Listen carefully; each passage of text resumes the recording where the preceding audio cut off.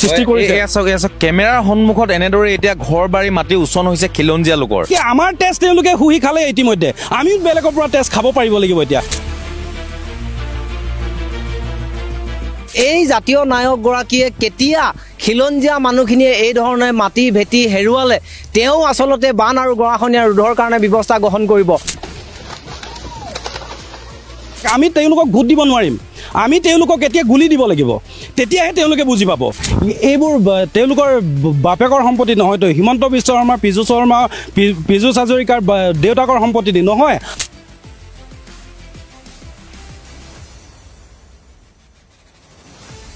কৰ্দৈ অঞ্চলৰ বান গৰাখহনীয়াৰ প্ৰতিৰোধ নকৰাৰ প্ৰতিবাদত যিকোনো পৰিস্থিতি ভয়াৱহ পৰিস্থিতি এইবাৰ সৃষ্টি হ'ব, তাৰ বাবে ৰজাঘৰীয়াই দায়ী হ'ব। অতি সোনকালে আমি কৰ্দৈ অঞ্চলত কোনো ধৰণৰ জনপ্ৰতিনিধি প্ৰৱেশ আমি কৰিবলৈ নিদিম, এই কথা কিন্তু আমি সকীয়াই দিলোঁ। কৰ্দৈ অঞ্চলৰ গৰাখহনীয়াৰ বাতৰি আমি ইতিমধ্যে বহুকেইটা সম্প্ৰচাৰ কৰিছোঁ আৰু মই কেমেৰা পাৰ্চনক পুনৰবাৰ দেখাব অনুৰোধ কৰিছোঁ। এই ঠাইখিনিত এটা ঘৰ আছিল আৰু ইয়াৰ পৰা গৰাখহনীয়াৰ বাবে ইয়াত উঠি যাব লগা হ'ল। আৰু মই সতীৰ্থক দেখাবলৈ অনুৰোধ কৰিছোঁ, যদি সম্ভৱ হয় এই কিছু দূৰ আগতে আৰু এটা ঘৰ আছে, এই ঘৰটো হয়তো আজি নিশালৈ এইটো উঠি যাব। আৰু ইতিমধ্যে এই গছখিনি যিখিনি গৰাখহনীয়া হৈ আছে, এই গছখিনি হয়তো কিছু সময় পিছত উঠি যাব। আৰু আমাৰ কেমেৰাৰ সন্মুখতে কিছু সময় পূৰ্বে এটা ঘৰ সম্পূৰ্ণৰূপে প্ৰায় শেষ হ'বৰ কাৰণে ওচৰ হৈছে। আৰু এই দৃশ্যসমূহ দেখি এই যিটো বিয়াগুম জলসম্পদ বিভাগ আছে, এই জলসম্পদ বিভাগটোৰ বিষয়াসকলৰ বুকু নকপে। আৰু এই জনপ্ৰতিনিধিসকলৰ যিসকল খিলঞ্জীয়া জনপ্ৰতিনিধি বুলি কয়, জাতি মাটি ভেটি শ্লোগান দি তেওঁলোকে শাসনৰ গাদী লৈ আহিছিল, সেই জনপ্ৰতিনিধিসকলক কিন্তু বুকু নকপে। 1992 চনৰ পৰা এই সমস্যাত ভুগি আহিছে কৰ্দৈ অঞ্চলৰ লোকসকলে। তাৰ পাছতো কিন্তু স্থায়ী সমাধানৰ ক্ষেত্ৰত তেওঁলোকে কোনো ধৰণৰ ভূমিকা গ্ৰহণ নকৰে। ইয়াৰ পৰা মুখ্যমন্ত্ৰীৰ লগত মৰাণ জনগোষ্ঠীৰ আটাইকেইটা সংগঠনৰ নেতৃত্বই মুখ্যমন্ত্ৰীৰ লগত আলোচনা কৰে। তাত বলিন চেতিয়া আছিলে, তাত পীযুষ হাজৰিকা আছিলে। তেওঁলোকৰ আলোচনাৰ অন্তত স্থায়ী সমাধানৰ ক্ষেত্ৰত তেওঁলোকে ব্যৱস্থা গ্ৰহণ কৰিবৰ কাৰণে এটা প্ৰজেক্ট বনাই দিছিল আৰু প্ৰায় 37 কোটি টকাৰ সেই প্ৰজেক্টটো মোকলাই দিবৰ কাৰণে তেওঁলোকে সক্ষম নহয়, অৰ্থাৎ নকৰে। তিনিচুকীয়াৰ ৰাইজে কি নিদিয়ে চৰকাৰক? কয়লা, তেল, কাঠ সকলো আছে, কিন্তু এই তিনিচুকীয়া জিলাৰ যিসকল খিলঞ্জীয়া লোকসকল, সেই খিলঞ্জীয়া লোকসকলৰ ভূমি কিন্তু দিনে দিনে উচ্চন হৈ যোৱাৰ পাছতো তেওঁলোকৰ কোনো ধৰণৰ গুৰুত্ব নাই। এই খিলঞ্জীয়া লোকসকলৰ মাটি বছৰ ধৰি চাহ খেতি কৰি আছে, সেই চাহ খেতি উঠি গৈছে। ক্ষুদ্ৰ চাহ খেতিয়সকলৰ চাহ খেতি এই বাঢ়নি পানী উঠি গৈছে গৰাখহনীয়া ৰোধ কৰিবৰ কাৰণে। কিন্তু এইখন জাতি মাটি ভেটি কথা কোৱা এই চৰকাৰখনৰ কোনো গুৰুত্ব নাই।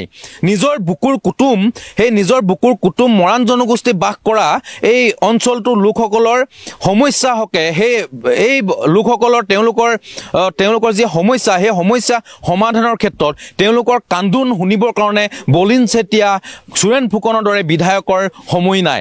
ইয়াত যিজন স্থানীয় বিধায়ক আছিলে পূৰ্বে ডুমডুমা সমষ্টিৰ ৰূপেশ গোৱালা, সেই ৰূপেশ গোৱালা এই অঞ্চলৰ লোকসকলৰ কান্দোন শুনিবৰ কাৰণে তেওঁৰ সময় নাই। ইয়াত যিজন সৰ্বানন্দ সোণোৱাল কেন্দ্ৰীয় মন্ত্ৰী, বৰ্তমান এই অঞ্চলটো এই ডিব্ৰুগড় সমষ্টিৰ সাংসদ, এজন খিলঞ্জীয়া লোকসকলৰ সমস্যাৰ কথা শুনিবলৈ তেওঁৰ সময় নাই। আৰু মৰাণ সভাৰ ইয়াত সাধাৰণ সম্পাদক আছে, আমি দেখিছোঁ চকুৰ সন্মুখত উঠি একেবাৰে শেষ হৈ গৈছে, ঘৰ উঠি যাব এতিয়া। তাৰপিছতে এইসকল খিলঞ্জীয়া জনপ্ৰতিনিধিসকলৰ এই বিয়াগুম এই নিকাম্মা জলসম্পদ বিভাগটোৱে কোনো ধৰণৰ আজি 1992 চনৰ পৰাই সমস্যাত ভুগি থকাৰ পাছতো স্থায়ী সমাধানৰ ক্ষেত্ৰত কোনো ধৰণৰ ভূমিকা গ্ৰহণ কৰা নাই। কি ক'ব? নাই, নিশ্চিতভাৱে জাতি মাটি ৰক্ষাৰ কথা কোৱা চৰকাৰখনক আমি সুধিব বিচাৰিছোঁ যে আৰু কিমানজন খিলঞ্জীয়া মানুহে প্ৰাণ দিলে তেওঁলোকে বান আৰু গৰাখহনীয়া সমস্যাটো স্থায়ী সমাধানৰ ব্যৱস্থা গ্ৰহণ কৰিব? কিমানখন খিলঞ্জীয়া মানুহৰ ঘৰ চকুৰ সন্মুখত গুচি গ'লে তেওঁলোকে খিলঞ্জীয়া মানুহৰ এই দুখৰ কথাখিনি বুজি পাব? কিমানখন খিলঞ্জীয়া মানুহৰ গাঁও বান আৰু গৰাখহনীয়াত গুচি গ'লে তেওঁলোকে দিল্লী আৰু দিছপুৰে হাৰ পাব? এই কথাখিনি আমি জাতি মাটি ভেটি ৰক্ষাৰ শ্লোগান দি গাদী দখল কৰা আমি দিছপুৰ চৰকাৰখনক সুধিব বিচাৰিছোঁ। লগতে আমাৰ যিসকল জনপ্ৰতিনিধি, এই সমষ্টিটো আমাৰ আমাৰ মাকুম বিধানসভা সমষ্টিৰ অন্তৰ্গত, আমাৰ ডিব্ৰুগড় বিধানসভা সমষ্টিৰ ডিব্ৰুগড় লোকসভা সমষ্টিৰ অন্তৰ্গত আমাৰ জাতীয় নায়ক সৰ্বানন্দ সোণোৱাল মহোদয়ৰ এই সমষ্টিটো খিলঞ্জীয়া মানুহৰ সমষ্টি এইটো। আৰু এই জাতীয় নায়কগৰাকীয়ে কেতিয়া খিলঞ্জীয়া মানুহখিনিয়ে এই ধৰণে মাটি ভেটি হেৰুৱালে তেওঁ আচলতে বান আৰু গৰাখহনীয়া ৰোধৰ কাৰণে ব্যৱস্থা গ্ৰহণ কৰিব। লগতে তিনিচুকীয়া জিলাত থকা যিখিনি আমাৰ জনপ্ৰতিনিধি যিসকল আমি MLA বুলি কওঁ, তেওঁলোকে আচলতে খিলঞ্জীয়া মানুহৰ দুখৰ বেদনাখিনি, কালি আমি এজন ল'ৰা হেৰুৱাইছোঁ, আমি সেই ল'ৰাজন আমাৰ মেধাৱী ছাত্ৰ আছিল, মেধাৱী ছাত্ৰজনে ঘৰখন পৰিচালনা কৰিবৰ কাৰণে, ঘৰখন চলিবৰ কাৰণে হাজিৰা কাম কৰিছিল, এই নদীত নিজৰ ঘৰখন ৰখাবৰ কাৰণে নদীত কাম কৰিছিল, কাম কৰি ঘৰলৈ গুচি যাওঁতে এই নদীত উটি গৈছে। আৰু এই মেধাৱী ছাত্ৰজনৰ দৰে কিমানজন ছাত্ৰ হেৰুৱালে তিনিচুকীয়াত থকা আমাৰ জনপ্ৰতিনিধিসকলে হাৰ পাব আৰু তেওঁলোকে বান আৰু গৰাখহনীয়া সমস্যাটো সমাধানৰ কাৰণে ব্যৱস্থা গ্ৰহণ কৰিব। তো গতিকে এই মাতৃ হুদা কৰি গুচি যোৱা এই ধৰণৰ মেধাৱী যুৱকৰ মাতৃৰ বুকুৰ অৰ্তনাত, খিলঞ্জীয়া মানুহৰ মৰ্মৰ বেদনা, বুকুৰ বিষ যিদিনাখনলৈকে আমাৰ চৰকাৰখনে বুজি নাপাব, যিদিনাখনলৈকে তেওঁলোকে ব্যৱস্থাখিনি গ্ৰহণ নকৰিব বান আৰু গৰাখহনীয়া সমস্যা সমাধানৰ কাৰণে, আমি ভাবোঁ খিলঞ্জীয়া মানুহৰ মৰ্ম বেদনাই তেওঁলোকক এদিন পুৰিব, তেওঁলোকে এই জুইকুৰা পুৰিব। যিদিনাখনলৈকে ৰাজপথত ওলোৱাৰ পিছত কিন্তু তেওঁলোকে ৰক্ষা নাপাব, এই কথাখিনি স্পষ্টকৈ কৈছোঁ। গতিকে সময় থাকোঁতে বান আৰু গৰাখহনীয়া সমস্যা স্থায়ী সমাধানৰ কাৰণে ব্যৱস্থা গ্ৰহণ কৰিবৰ কাৰণে অনুৰোধ জনাইছোঁ। ডুমডুমা সমষ্টিৰ পৰা ডুমডুমা সমষ্টিৰ বিধায়ক হৈ মানে এই অঞ্চলটো পূৰ্বে এই অঞ্চলো ডুমডুমা সমষ্টিত আছিলে, তাৰপাছত বিধায়ক হৈ এতিয়া মন্ত্ৰিত্ব গ্ৰহণ কৰি থকা ৰূপেশ গোৱালাই এতিয়া যেতিয়া তেওঁৰ সমষ্টিৰ পৰা কাট খালে ঠাইখিনি, তাৰ পাছত কিন্তু সমস্যাটো সমাধান কৰিবৰ কাৰণে কোনো ধৰণৰ ব্যৱস্থা গ্ৰহণ কৰা নাই। তেওঁ অসম চৰকাৰৰ এজন কেবিনেট মন্ত্ৰী হোৱাৰ পাছতো এই লোকসকলে খিলঞ্জীয়া লোকসকলৰ মৰ্মবেদনা কিন্তু তেওঁ নুবুজে। সৰ্বানন্দ সোণোৱালে কেন্দ্ৰীয় মন্ত্ৰী হৈ এই মৰ্মবেদনা নুবুজে। এয়াত আহি পীয়ুষ হাজৰিকা গৈ চাই যোৱাৰ পাছত এই খিলঞ্জীয়া লোকসকলে কেনেদৰে যে ককবকাই আছে সেই কথা কিন্তু এই পীয়ুষ হাজৰিকা জলসম্পদ মন্ত্ৰীজনে কেতিয়াও নুবুজে। গতিকে আৰু মোৰ লগত সদৌ অসম ছাত্ৰ সন্থাৰ তিনিচুকীয়া জিলা সমিতিৰ সাধাৰণ সম্পাদক আছে, আপোনালোকে নৱনিৰ্বাচিত কমিটিখনে শেহতীয়াকৈ আপোনালোকে বান গৰাখহনীয়াৰ ক্ষেত্ৰত এটা প্ৰস্তাৱ লৈছে আন্দোলনৰ ক্ষেত্ৰত। এই যে আপোনালোকে আজি দেখিলে জনপ্ৰতিনিধি চৰকাৰ আৰু বিভাগৰ যি গাফিলতি বা তেওঁলোকৰ অকৰ্মণ্যতাৰ বাবে আজি স্থায়ী সমাধান হোৱা নাই, যাৰ ফলত দেখিছে চকুৰ সন্মুখতে ঘৰ উটি গৈছে। কি ক'ব?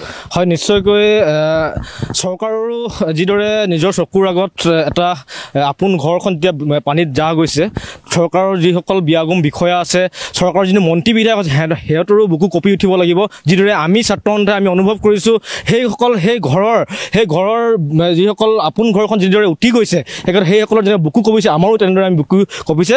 আৰু এটা কথা আমি স্পষ্টকৈ ক'ব লাগিব যে 1992 চনৰ পৰা যি কৰ্দগী অঞ্চলে যি বান গৰাখহনীয়াত ভুগি আছে, এই ক্ষেত্ৰত স্থায়ী সমাধান আজি পৰ্যন্ত নোহোৱাত এই যি জলসিঞ্চন বিভাগৰ যিগৰাকী মন্ত্ৰী আছে, জলসম্পদ বিভাগৰ যিগৰাকী মন্ত্ৰী আছে, এই মন্ত্ৰীগৰাকীক আমি ধিক্কাৰ জনাইছোঁ। আৰু এই ক্ষেত্ৰত আপোনালোকে মন কৰিছে এতিয়া এটা গৈ আছে আপোনাৰ আপোনালোকে মন কৰক যিদৰে বান গৰাখহনীয়াই যিদৰে ইয়াৰ কৰ্দগী অঞ্চলটো সম্পূৰ্ণৰূপে ধ্বংস কৰাৰ যি সৃষ্টি কৰিছে। কেমেৰাৰ সন্মুখত এনেদৰে এতিয়া ঘৰ বাৰী মাটি উচন হৈছে খিলঞ্জীয়া লোকৰ কৰ্দগী অঞ্চল। এয়া হ'ল কৰ্দগী অঞ্চল আৰু কৰ্দগী অঞ্চলৰ পৰা দেখাই আছোঁ এয়া হ'ল খিলঞ্জীয়া লোকৰ মাটি। ইয়াৰ পৰা বহু আগলৈকে খিলঞ্জীয়া লোকসকলৰ মাটি আছিল, বহু আগলৈকে গাঁও আছিল। প্ৰতি বছৰে এনেদৰে বিঘাই মাটি খহি গৈছে, খেতি মাটি খহি গৈছে, ঘৰ খহি গৈছে। তাৰ পাছতো কিন্তু এই বিভাগটো হওক বা এই বিভাগত থকা দায়িত্বত থকা লোকসকলৰ আৰু এই বিজেপি চৰকাৰৰ যিসকল লোক আছে দায়িত্বত আছে, মাকুম সমষ্টিৰ যিসকল দায়িত্বত আছে, তেওঁলোকৰ কিন্তু বুকু নকপে। আৰু এই সমস্যা এনেদৰে এতিয়া খহি যোৱাৰ পিছতো মাটি ভেটি খহি যোৱাৰ পাছতো কিন্তু তেওঁলোকে ইয়াত আহি এবাৰো দেখা দিয়া নাই। মই পুনৰ আহিছোঁ আপোনালোকে এতিয়া এই বান গৰাখহনীয়াৰ ক্ষেত্ৰত আপোনালোকে আন্দোলনৰ ঘোষণা কৰিছে কি? হয়, আমি যোৱা আমাৰ 28 তাৰিখে যি আমাৰ জিলা কাৰ্যনিৰ্বাহক হৈছিলে, প্ৰথমখন কাৰ্যনিৰ্বাহ আমি দায়িত্বভাৰ লোৱাৰ পিছত আমি এটাই কথা, আমি বান গৰাখহনীয়াৰ ওপৰত 30 ঘণ্টা এটা অৱস্থানমূলক কাৰ্যসূচী ঘোষণা কৰিছোঁ। যোৱা আমাৰ 7-8 তাৰিখৰ ভিতৰত 10 তাৰিখৰ ভিতৰত আমি সমগ্ৰ জিলাৰ আমাৰ তিনিচুকীয়া সদৰত এটা বান গৰাখহনীয়া সমস্যাক লৈ 30 ঘণ্টা অৱস্থানমূলক কাৰ্যসূচী ঘোষণা কৰিছোঁ। লগে লগে এই বান গৰাখহনীয়া সমস্যাটো যদি স্থায়ী সমাধান নকৰালৈকে সদৌ তিনিচুকীয়া জিলা স্বতন্ত্ৰে প্ৰতিবাদ কৰি যাব।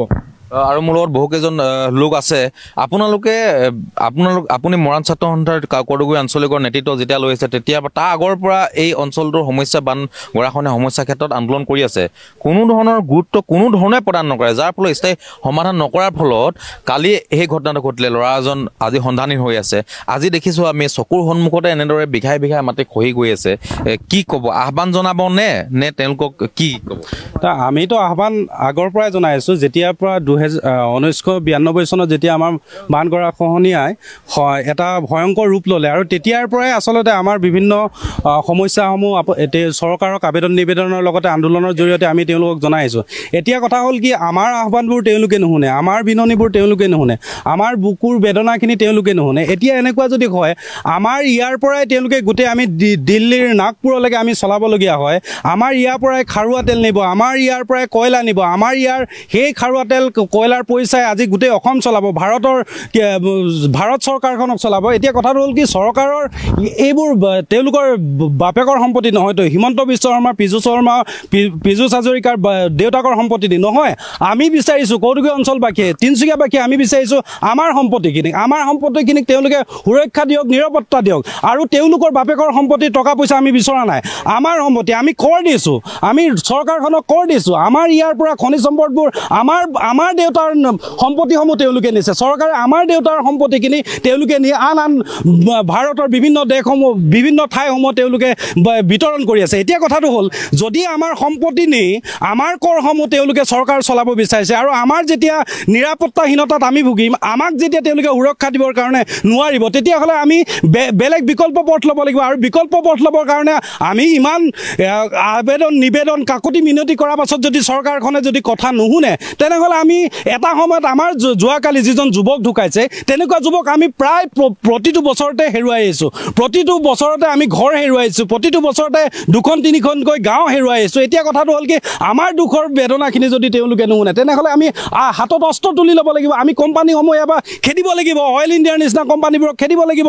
খনিজ আজি কয়লাৰ যিসমূহ কোম্পানী লাগি আছে তেওঁলোকক খেদিব লাগিব।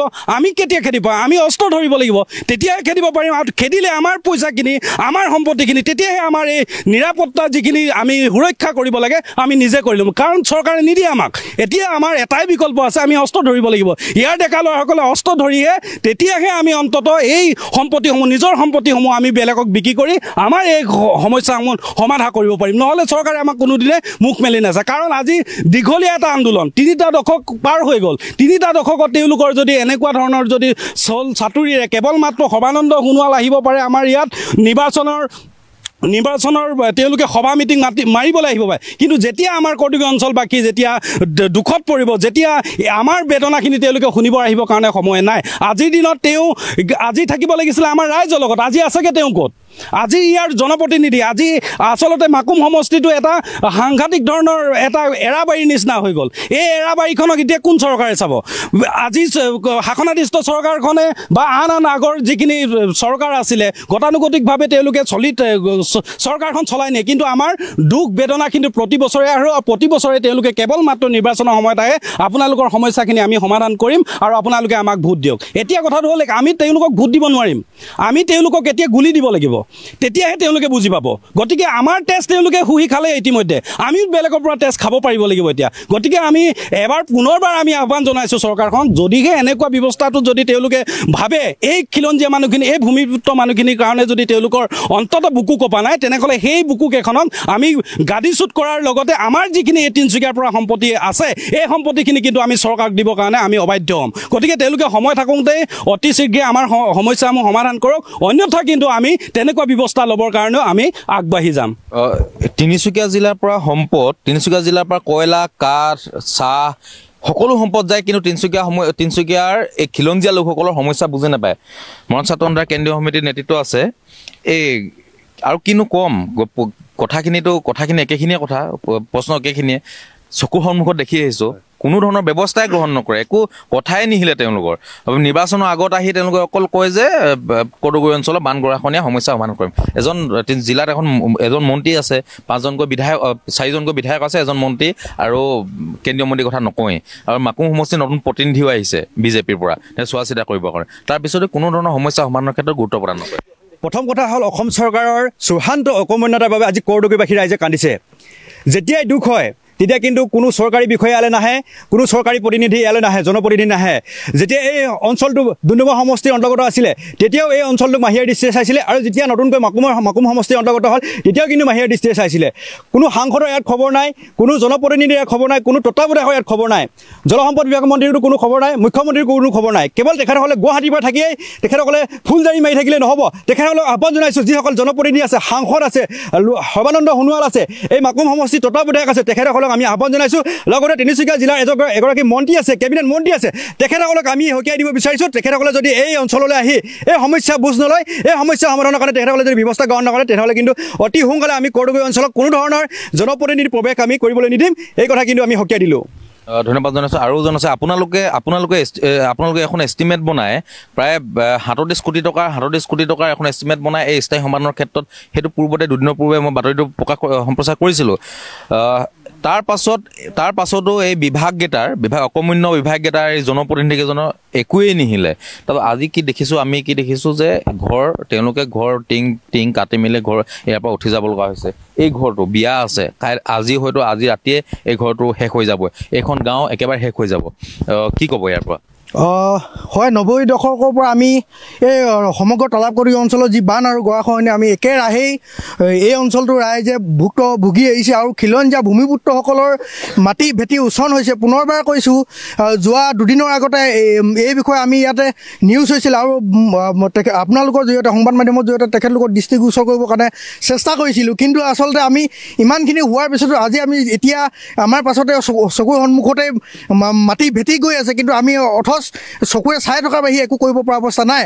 আৰু এই ক্ষেত্ৰত যিসকল আমাৰ ৰজাঘৰীয়া, তেখেতলোকক কোনো ধৰণৰ কাণ সাৰ নাই। আমি বাৰম্বাৰ তেখেতলোকক অনুৰোধ কৰি আছোঁ, কাকতি মিনতি কৰি আছোঁ, বাৰম্বাৰ আমি নিবেদন কৰি আছোঁ। আৰু সেইদিনা আমি একেখিনি কথাকে এই নতুন মাকুম বিধানসভা সমষ্টিৰ যিজন তত্ত্বাৱধায়ক বুলি দায়িত্বত আছে পুলগোহাঁই ডাঙৰীয়া, তেখেতৰ জৰিয়তে সৰ্বানন্দ সোণোৱাল, যিহেতু তেখেতৰ লোকসভা সমষ্টিত পৰিছে মাকুম সমষ্টিত, তেখেতক অৱগত কৰাইছিলোঁ। কিন্তু কোনো ধৰণৰ ফলপ্ৰসূ সিদ্ধান্ত নাহিল, এতিয়ালৈকে কোনো ধৰণৰ সিদ্ধান্ত অহা নাই। ইয়াত আমাৰ ভূমিপুত্ৰ ৰাইজৰ নিৰাপত্তাৰ কাৰণে কোনো ধৰণৰ ব্যৱস্থা গ্ৰহণ কৰা নাই চৰকাৰ অথবা বিভাগীয় হওক। আৰু ইতিমধ্যে আপুনি কোৱা নিচিনা পুনৰবাৰ ক'ব বিচাৰিছোঁ, এই সমস্যাটো আমি অতি শেহতীয়াকৈ 90 চনৰ পৰা লাগি আছোঁ, যদি অতি শেহতীয়াকৈ আমি 2023 চনৰ 12 ছেপ্টেম্বৰ তাৰিখে আমি এই নদীখনৰ গতিপথ সলনি কৰিবৰ কাৰণে, স্থায়ী সমাধানৰ কাৰণে এটা মহান জনগোষ্ঠী কেওটা সংগঠনৰ লগত দীঘলীয়া আলোচনাৰ মৰ্মে স্থায়ী সমাধানৰ কাৰণে এটা আলোচনা হৈ, সেই আলোচনাৰ মৰ্মে এটা আচলতে প্ৰজেক্ট হৈছিল, DPR হৈছিল এই নদীখনৰ গতিপথ সলনি কৰিবৰ কাৰণে। কিন্তু সেই DPRটো প্ৰায় 38 কোটি টকা DPRটো আজিলৈকে DPR হৈ থাকিল। এই অঞ্চলটোৰ ভূমিপুত্ৰসকলক নিৰাপত্তা দিয়াৰ ক্ষেত্ৰত, সেই ধন মোকলাই দিয়াৰ ক্ষেত্ৰত কোনো ধৰণৰ তেওঁলোকৰ সদিচ্ছা প্ৰকাশ নঘটিলে, যাৰ ফলশ্ৰুতিৰে আজি এনেকুৱা ধৰণৰ পৰিৱেশ সৃষ্টি হৈছে। আমি পুনৰ ক'ব বিচাৰিছোঁ, এই ধৰণৰ যদি পৰিৱেশ হৈ আছে বুলি ক'বলৈ নাই, ইতিমধ্যে গৈ আছে।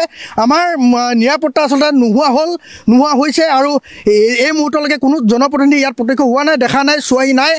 আৰু গতিকে ইয়াৰ লগে লগে আমি আচলতে এইবাৰ আমি আলোচনা হৈ আছে, আমি মন ভাতি লৈছোঁ, আমি একগোট হৈছোঁ, আলোচনা হৈছোঁ। আচলতে নিজাববীয়াকৈ সিদ্ধান্ত ল'বলৈ বাধ্য হ'ম।